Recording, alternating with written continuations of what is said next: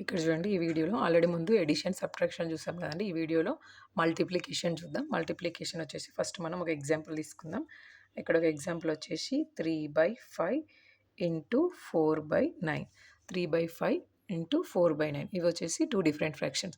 అంటే ఇక్కడ మల్టిప్లికేషన్లో డివిజన్లో మనం లైక్ ఫ్రాక్షన్స్, అన్లైక్ ఫ్రాక్షన్స్ అని చూడాల్సిన అవసరం లేదు. ఇక్కడ ఏ ఫ్రాక్షన్ అయినా సరే మనం మల్టిప్లై చేయొచ్చు, డివైడ్ చేయొచ్చు.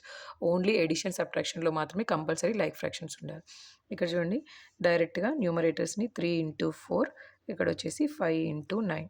3 4s 12, 5 9s 45. ఇక్కడ వచ్చేసి ఇది ఆన్సర్.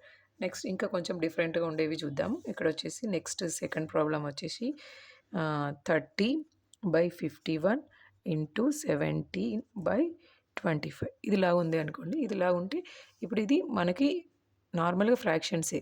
ఇక్కడ నాకేం క్యాన్సిలేషన్ అవ్వలేదు కాబట్టి డైరెక్ట్గా న్యూమరేటర్స్ మల్టిప్లై చేశాను, డినామినేటర్స్ మల్టిప్లై చేశాను.